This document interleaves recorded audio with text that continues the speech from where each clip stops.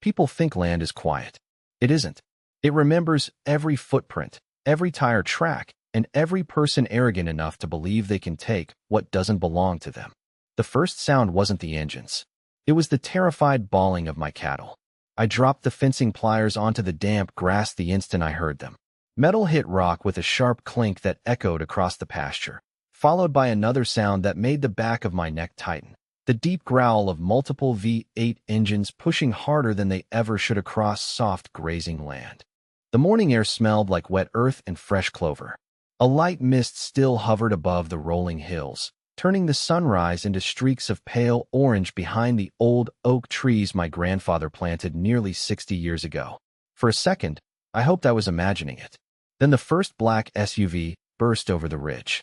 Its oversized tires chewed through my pasture as if the grass were nothing more than an off-road playground. A second SUV followed, then a third, then two more. 5 expensive vehicles. 5 drivers laughing through open windows. 5 people treating my family's livelihood like an amusement park. Leading them all was Rebecca Collins. Even from 200 yards away, I recognized the spotless white luxury SUV. She drove everywhere like it carried diplomatic immunity. She leaned one arm out the driver's window, oversized sunglasses catching the morning sun, smiling as though she owned every acre in front of her. She didn't. Not 1 inch. I started running. My boots pounded across the uneven ground while the smell of diesel mixed with crushed wildflowers under the spinning tires. Every bounce of those vehicles tore fresh scars into the pasture. Fence posts snapped like dry branches. One frightened calf bolted through an opening in the wire, disappearing toward the creek. Rebecca saw me waving. She accelerated. The convoy followed her. One of her friends actually stood halfway through the sunroof holding a phone, filming everything while another shouted, "Come on, Rebecca, this shortcut is awesome." Shortcut. That single word hit harder than any insult. This wasn't a shortcut. This pasture had belonged to the Walker family for 3 generations. My grandfather cleared these rocks by hand. My father rebuilt every fence after the blizzard of '96. I learned to drive a tractor before I was old enough to drive a pickup. Every inch carried a memory. To them, it was empty space between 2 paved roads. To me, it was home. I reached the broken fence just as the last SUV bounced over the drainage swale, spraying mud across the remaining cedar posts. My breathing burned in my chest. I wanted to scream. Instead, I pulled out my phone. Not to call them. To record. Rebecca finally slowed near the far gate. She stepped out wearing spotless white boots that had somehow avoided every patch of mud she'd created. Her smile was polished, confident, rehearsed. "Ethan," she called across the pasture. "You really should consider making this an official community trail. Everyone loves it." Behind her, the other drivers laughed. One of them spun his tires just enough to throw another wave of dirt across the grass before climbing out. I looked from their smiling faces to the fresh ruts stretching across nearly half my grazing field. The damage wasn't just cosmetic. Compacted soil meant poor drainage. Poor drainage meant dead grass. Dead grass meant less feed. Less feed meant buying expensive hay months earlier than planned. Thousands of dollars. All because a group of entitled neighbors wanted a prettier drive to the lake. "You people are trespassing," I said, keeping my voice steady. Rebecca folded her arms. "Oh, Ethan," she replied with a laugh. "It's just grass. Just grass.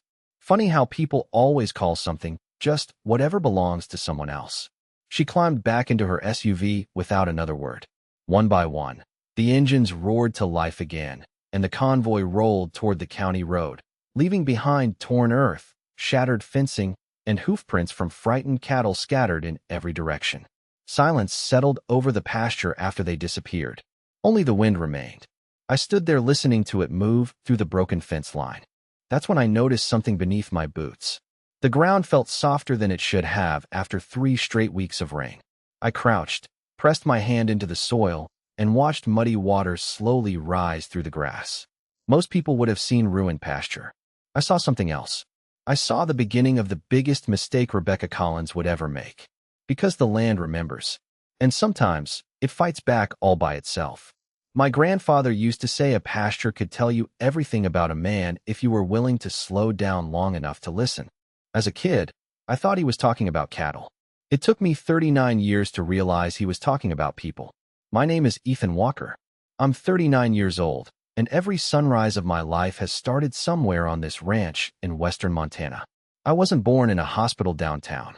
At least that's how my grandfather liked to tell the story. According to him, I was born in the shadow of these hills because my mother barely made it off the property before labor decided it wasn't waiting another minute. Whether that's true or not never really mattered. This land has always felt more like blood than dirt. 48 years before I took over, my grandfather bought these 260 acres with money he'd saved repairing farm equipment after returning from Vietnam. He couldn't afford rich black soil. He couldn't afford irrigated fields. What he could afford was rocky pasture that everyone else considered worthless. So he spent decades proving them wrong. Every fence line you see out here has been rebuilt at least once. Every drainage ditch has a purpose. Every patch of grass exists because somebody in my family worked for it. When most people picture a ranch, they imagine horses running through open fields beneath dramatic sunsets. Reality smells different. It smells like diesel fuel before daylight, fresh-cut hay drying under the July sun, leather gloves soaked with sweat, and the sharp scent of wet earth after an afternoon thunderstorm. It's not glamorous. It's work. The kind that leaves permanent cracks in your hands no hand cream will ever fix. After my father passed away 5 years ago, the ranch became mine. There wasn't some dramatic reading of a will. No wealthy inheritance.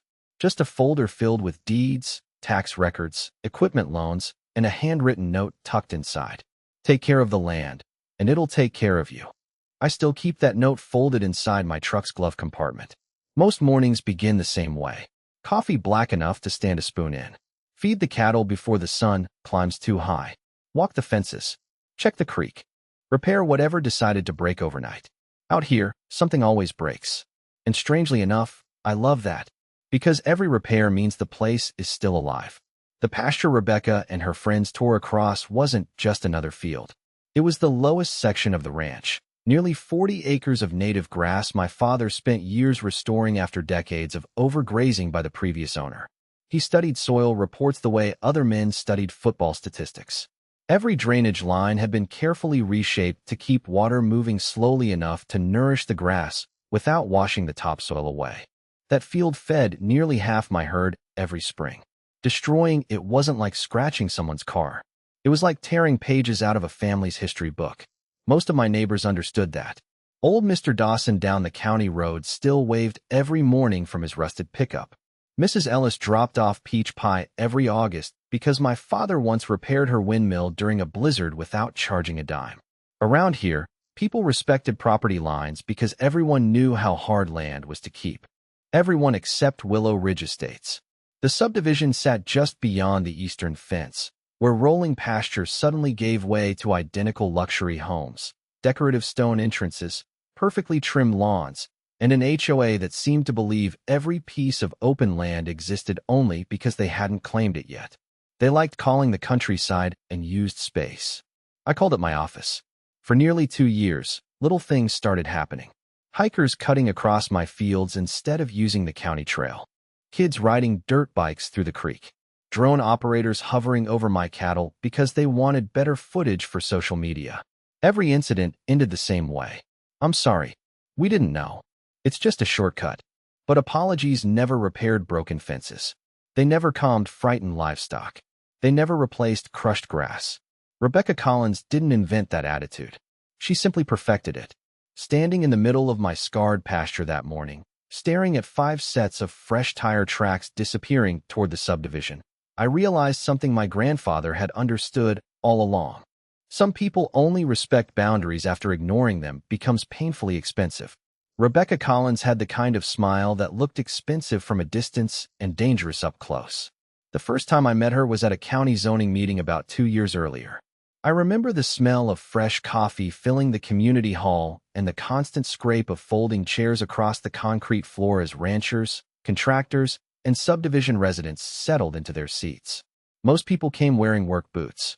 Rebecca walked in wearing cream-colored heels that probably cost more than my monthly diesel bill. She introduced herself to everyone before the meeting even started. Rebecca Collins, president of Willow Ridge Estates, HOA. She said it the way some people introduced themselves as senators. Back then, I figured she was simply proud of volunteering for her neighborhood. I was wrong. Rebecca didn't manage the HOA. She ruled it. She drove a spotless white Range Rover that somehow never seemed to collect dust, even during Montana's mud season. Every Thursday afternoon, she'd cruise slowly through the subdivision with the windows down, stopping to remind homeowners about mailbox colors, basketball hoops, flower beds, and lawn height. By the time she reached my eastern fence, she'd usually be on her third phone call and her fifth complaint. To Rebecca, every piece of land had one purpose: increasing property values. If it didn't fit into that vision, she believed it should. Her favorite phrase was one I heard so often I could almost predict when it was coming. Unused land is wasted opportunity. Every time she said it, she'd glance toward my pasture. To her, my grazing fields weren't producing beef. They were wasting development potential. It started with little requests. Would I consider allowing a community walking trail along my fence? Would I let the HOA install decorative signs near the county road? Would I remove the old cattle gate because it wasn't aesthetically pleasing from the subdivision entrance? Every request ended politely. Every answer was still no. Then the requests slowly became assumptions. One Saturday morning, I found 3 cyclists riding through my south pasture. Another afternoon, 2 families spread picnic blankets beneath my cottonwood trees while my cattle grazed less than 100 yards away. When I explained they were on private property, they looked genuinely confused. But Rebecca said this was community open space. Community. That word started showing up everywhere. Community access. Community views. Community enjoyment. Funny thing was, nobody from the community had ever paid my property taxes. Nobody bought hay when drought hit. Nobody repaired broken fences after winter storms. Yet somehow everyone seemed convinced they deserved access to the ranch simply because they could see it from their back patios. Rebecca fueled that belief every chance she got. At HOA meetings, she'd stand beside oversized neighborhood maps with a laser pointer in one hand and talk about integrating surrounding natural assets. Surrounding natural assets. That was her polished way of describing land she didn't own. One evening, old Frank Dawson stopped by while I was repairing a gate hinge. He climbed out of his dusty Ford pickup, removed his weathered cap, and leaned against the fence beside me. "You hear what she's saying over there?" I nodded. "I hear enough." Frank spit into the grass. "She keeps telling folks your ranch is basically abandoned except for a few cows." I laughed. Abandoned? I'd been working 16-hour days since calving season began. Frank didn't laugh. "Be careful, Ethan." I looked up from the hinge bolt. "What do you mean? I've lived here 70 years. He stared toward the subdivision sitting on the next ridge. Folks who convince themselves something belongs to everybody eventually convince themselves it belongs to them. His word stayed with me, because over the next several months, Rebecca stopped asking permission entirely. I found fresh ATV tracks crossing the north pasture, dog walkers cutting through my hay fields, teenagers parking beside my creek for sunset photos. Every single time I confronted them, I heard the same answer. "We thought this was public." No, someone had simply taught them to believe it was. Standing in my damaged pasture after those 5 SUVs disappeared that morning, I finally understood Rebecca's real strategy. She wasn't trying to steal my land overnight. She was trying to erase the idea that it was ever mine in the first place. And once enough people believed that lie, they'd stop noticing where the property line actually was. The video hit the neighborhood Facebook page before I had finished repairing the first section of broken fence. I didn't even have to search for it. My phone buzzed 6 times in less than a minute. The first message came from Frank Dawson. "You need to see what she's posting." The second came from my cousin. "Don't reply. Just watch." By the time I opened the video, it already had hundreds of views.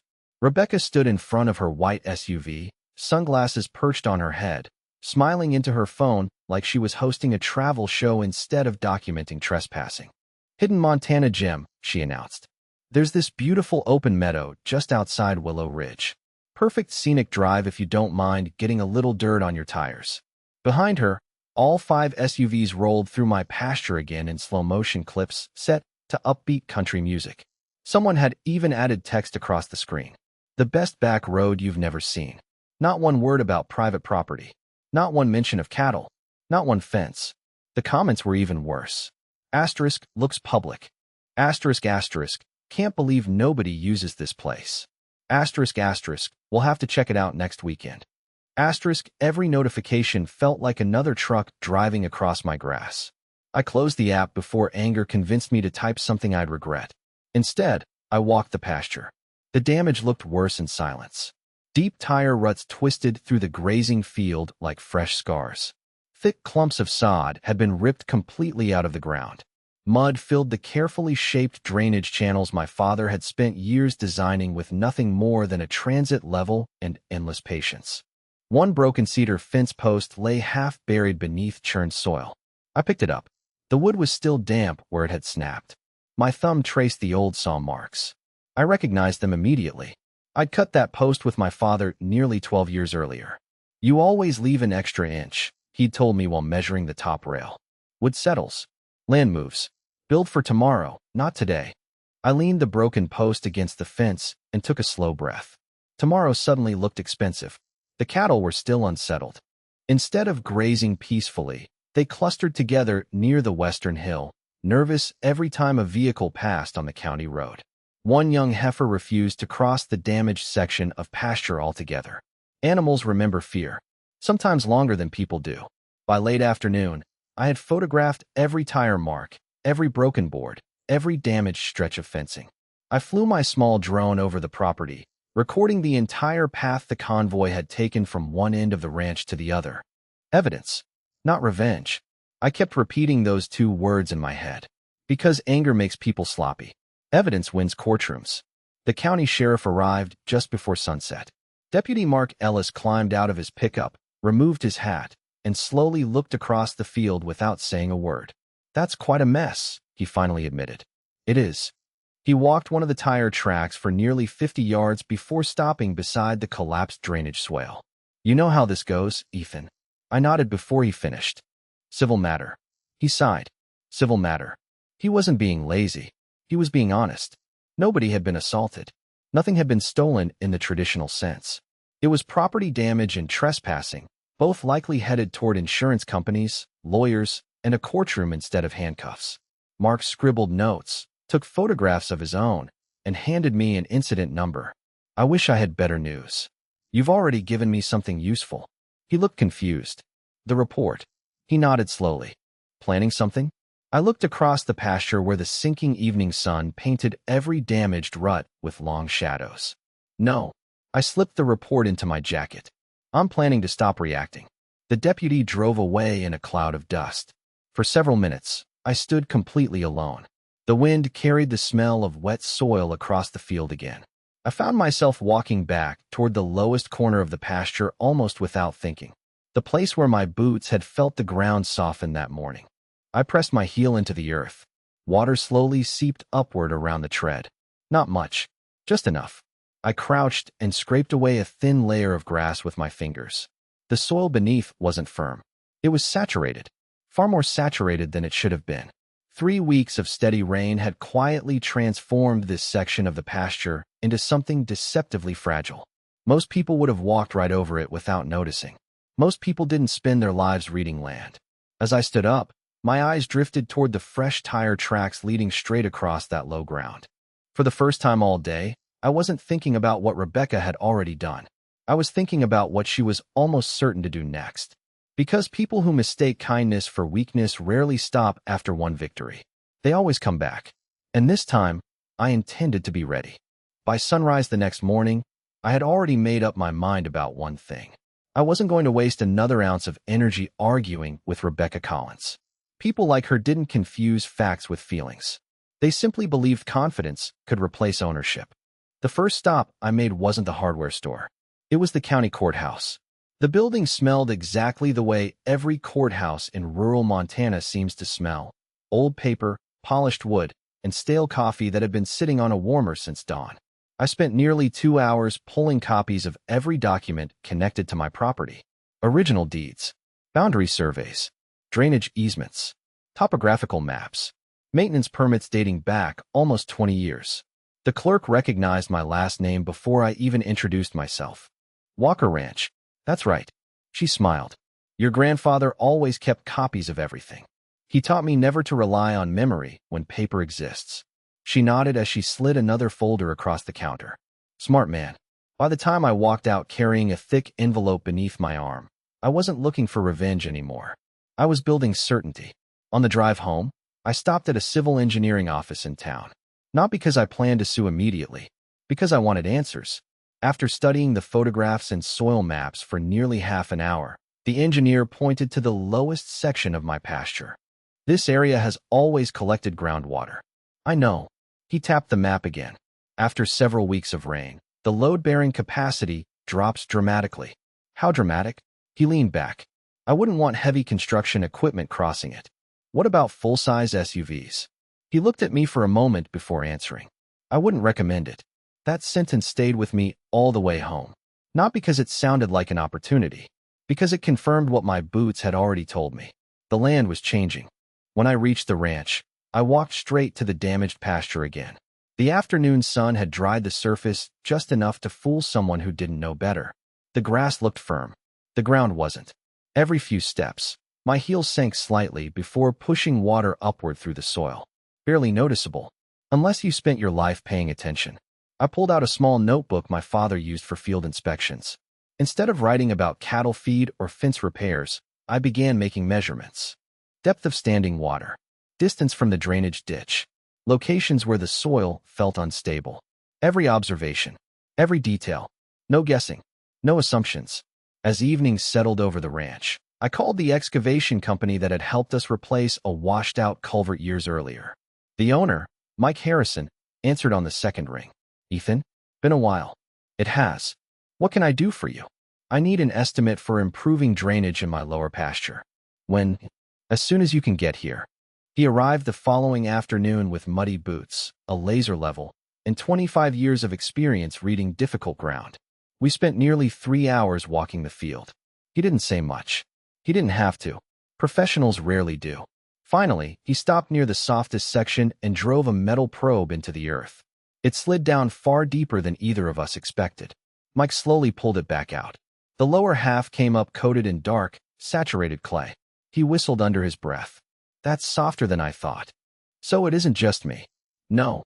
He looked toward the subdivision beyond my eastern fence. If someone ignored the conditions and drove something heavy across here. He never finished the sentence.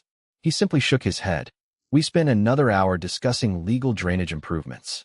French drains, reinforced crossings, excavation zones, temporary work areas.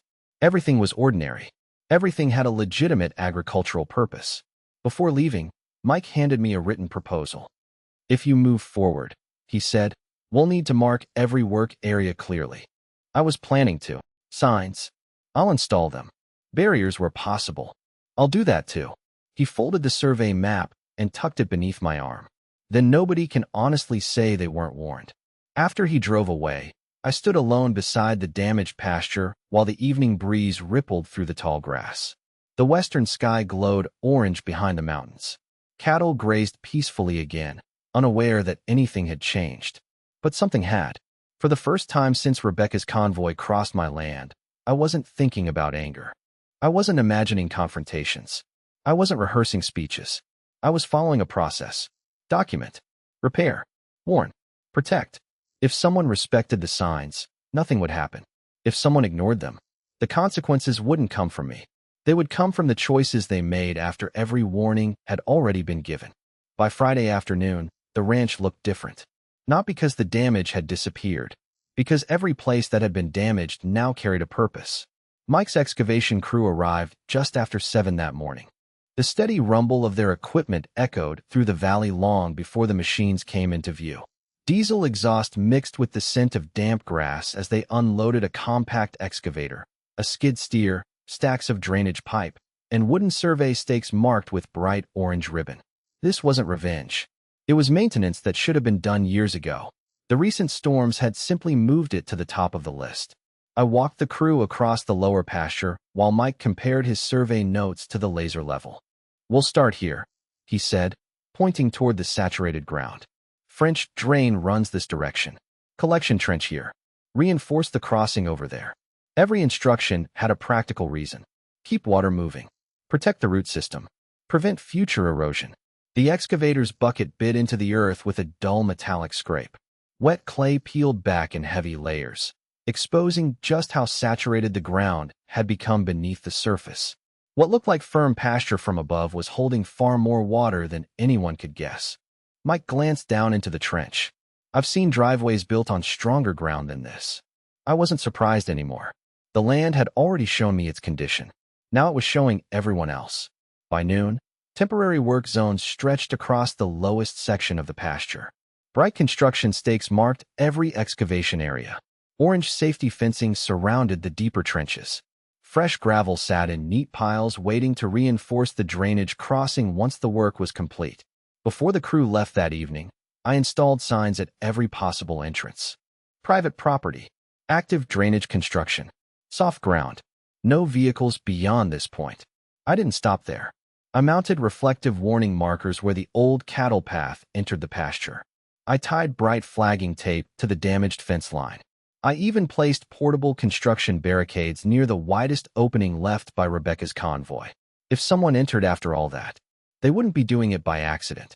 The next piece was documentation. Over the weekend, I installed 3 additional trail cameras overlooking the pasture. Unlike security cameras mounted on buildings, these blended naturally into fence posts and cottonwood trunks. They weren't hidden illegally. They were plainly visible to anyone paying attention. One camera overlooked the county road. Another faced the eastern property entrance nearest Willow Ridge Estates. The third covered the construction zone itself. Every approach, every exit, every warning sign, everything would be recorded. Sunday afternoon, while replacing one final section of fence, I noticed a familiar white SUV slowing near the subdivision entrance. Rebecca. She never crossed onto the ranch. She simply stopped on the paved road and watched. Even from several hundred yards away, I could feel the curiosity, the excavated soil, the warning signs, the orange fencing, the construction equipment. None of it fit the picture she had built in her head. After a minute, she drove away. I figured that was the end of it. I underestimated her. Monday evening, my phone buzzed again. Another neighborhood social media post. This time it wasn't a cheerful driving video. It was a photograph of my warning signs. Rebecca had captioned it. Asterisk, looks like someone is throwing a tantrum because neighbors enjoyed a scenic drive. Asterisk, hundreds of reactions followed. Some mocked the construction. Some called me paranoid. Others insisted I was trying to keep the community away from beautiful open space. One comment caught my attention. Asterisk, those signs won't stop us. Asterisk, no name. Just a profile picture of a pickup truck. I took a screenshot anyway. Evidence.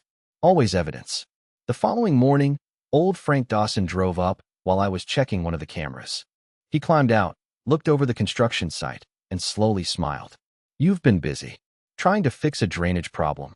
He looked at the warning signs stretching across the pasture, and making sure nobody can say they didn't know. Exactly. Frank nodded with quiet approval. You know what the funny thing is? What's that? They're going to think those signs are a challenge. I looked toward the subdivision where identical rooftops reflected the morning sun. So do I. He rested both hands on the fence. Folks who've never heard the word no usually believe it doesn't apply to them. After he left, I stood alone listening to the breeze flutter the orange warning flags. The excavation trenches waited silently beneath the afternoon sun. The cameras blinked patiently from their posts. Every permit was approved. Every sign was visible. Every precaution had been taken. Nothing about the ranch was hidden anymore, which meant the next move wouldn't depend on me.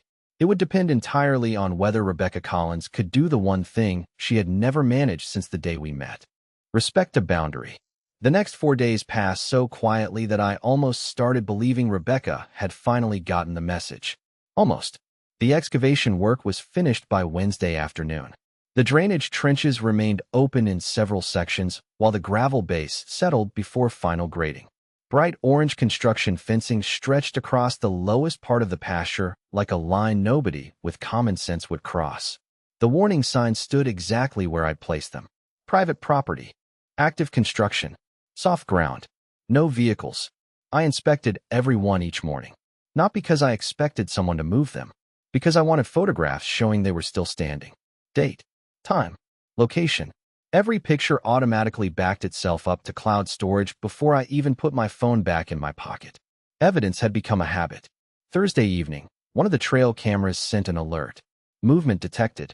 I opened the video while sitting at my kitchen table with a plate of leftover beef stew. Rebecca. She never left her SUV. She simply rolled slowly along the county road until she reached the eastern entrance to my ranch. She lowered her window, studied the signs, studied the construction fencing, then drove away. She stayed less than 2 minutes. I saved the clip anyway. The following afternoon, another alert appeared. This time it wasn't Rebecca. It was one of the same black SUVs that had crossed my pasture the week before. The driver stopped beside the road, stepped out, took several pictures of the warning signs, laughed with his passenger, then climbed back inside. Neither of them crossed the fence. Yet, that word lingered in my mind all evening. Friday night, Frank Dawson called. "You home? Just finished feeding. I was over at Miller's Hardware." And he hesitated. I heard Rebecca talking. I leaned against the porch railing. What did she say? "She told a group of people you're bluffing." I stayed quiet. Frank continued. "She thinks those construction signs are fake." I looked toward the dark outline of the pasture beneath the moonlight. "Interesting. She kept saying you were trying to scare people away from a shortcut." Did anyone believe her? Enough of them. After we hung up, I couldn't sleep. Not because I was nervous, because I finally understood exactly how Rebecca saw the world. Every warning was a bluff. Every boundary was negotiable. Every consequence happened only to someone else. Saturday morning arrived cool and gray. Low clouds drifted across the valley while a light breeze carried the smell of approaching rain. Perfect weather for staying indoors. Around 10 o'clock, I climbed into my pickup to check mineral feeders on the north side of the ranch. Before leaving, I activated the live camera feeds on my tablet mounted beside the dashboard. 3 views. County Road. Eastern Entrance. Construction Zone. Just another routine check. An hour later, while replacing a salt block nearly a mile away, my tablet chimed. Motion detected. Then another. And another. I stopped what I was doing. 5 vehicles appeared on the eastern camera. 1 white luxury SUV. 4 black SUVs behind it.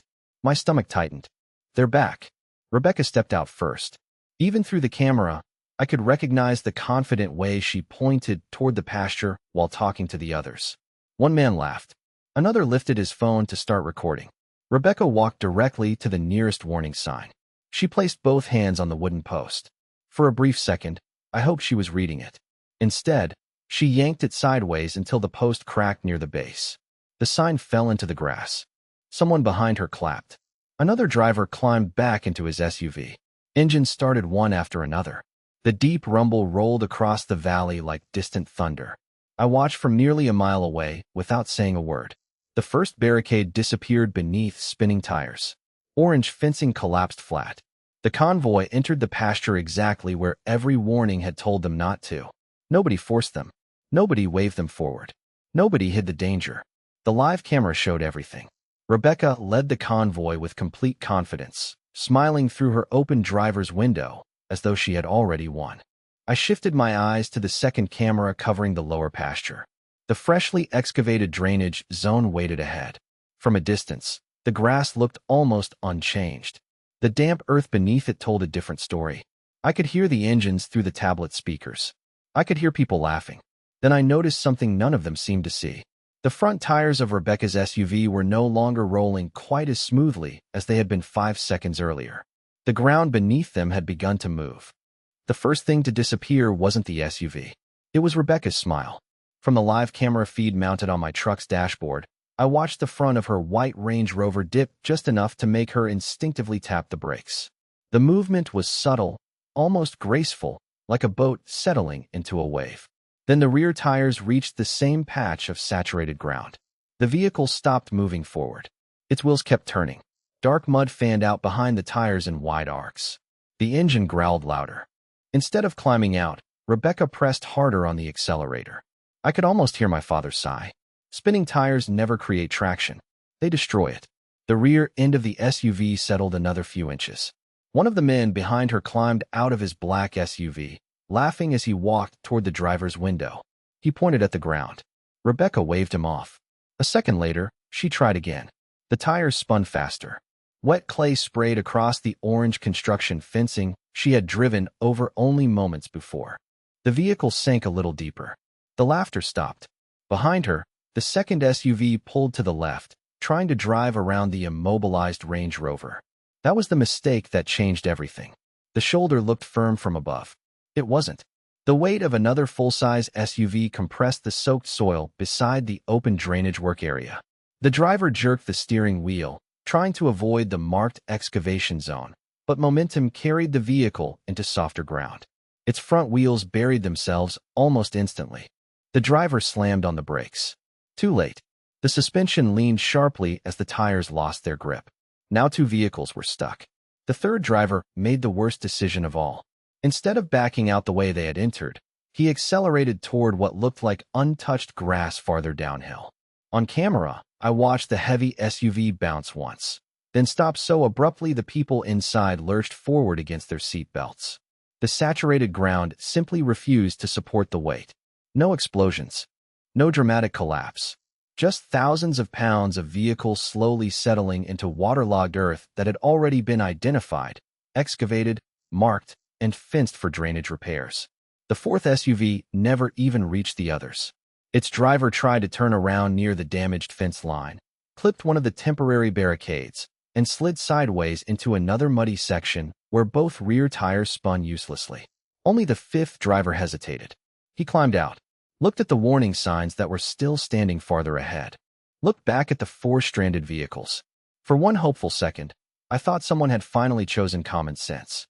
Then Rebecca leaned out her window and shouted something I couldn't hear through the silent camera feed. He shrugged, got back inside, and drove forward. Within 20 yards, his SUV bogged down beside the others. 5 vehicles. 5 drivers. Not one of them had been forced onto my land. Not one of them had been unaware of the warning signs. Not one of them had respected the barriers they had driven through. I started my truck and headed back toward the pasture. By the time I arrived, the scene looked nothing like the triumphant convoy from a week earlier. Engines roared. Mud flew. People argued over one another. One man shoved branches beneath a tire. Another searched his phone for a towing company. Rebecca stood outside her SUV, her white boots no longer white. Thick brown mud covered them almost to her ankles. The first thing she yelled when she saw my truck wasn't an apology. You did this. I parked beside the county road without crossing into the construction area. No, I answered calmly. You drove through an active work zone. You trapped us. I pointed toward the broken warning sign lying where she had thrown it. I warned you. She looked around desperately. There should have been better barriers. There were barriers. You should have stopped us. I wasn't here. One of the other drivers muttered. She told us it was fine. Nobody responded. The only sounds were spinning tires, idling engines, and the steady drip of muddy water falling from undercarriages on a saturated ground. A county deputy arrived 20 minutes later after someone called for assistance. He stepped out, took one slow look across the pasture, then looked at the shattered sign, the flattened construction fencing, the fresh tire tracks crossing the posted work zone, and finally at the 5 stranded SUVs. He turned toward me. Ethan. I handed him a folder. Inside were copies of the construction permit, the drainage plan, photographs of every warning sign taken that morning, and timestamps from all 3 cameras. He didn't say anything for several seconds. Then he closed the folder, looked back at the convoy, and quietly shook his head. The land hadn't fought back. It had simply remained exactly what it was. The only thing that changed that afternoon was the decision 5 people made after every warning had already been placed directly in front of them. People sometimes imagine justice arrives with flashing lights, dramatic speeches, or the satisfying slam of a jail cell. Real justice is quieter than that. Sometimes it arrives inside a banker's box filled with photographs, permits, survey maps, and 3 memory cards. 3 months after the incident, I carried that box into the county courthouse. The hallway smelled exactly as it had the first time I'd visited. Old paper, floor polish, and burnt coffee that had probably been sitting in the same pot since sunrise. Rebecca sat across the room with 2 attorneys and several members of the Willow Ridge HOA board. For the first time since I'd met her, she wasn't smiling. Insurance investigators had already completed their reports. Every company reached nearly the same conclusion. The vehicles had entered clearly marked private property. They had crossed posted construction zones. They had driven through visible barriers. Coverage for the damage became complicated, very expensive. The civil hearing itself lasted less than 2 hours. Not because the case was simple, because the evidence was. My attorney placed the construction permit on the screen first, then the drainage plans, then aerial photographs showing every warning sign before the convoy entered. Next came the trail camera footage. Rebecca removing the warning sign, the broken post falling into the grass, the SUVs driving around the barricades, the convoy entering the active work zone.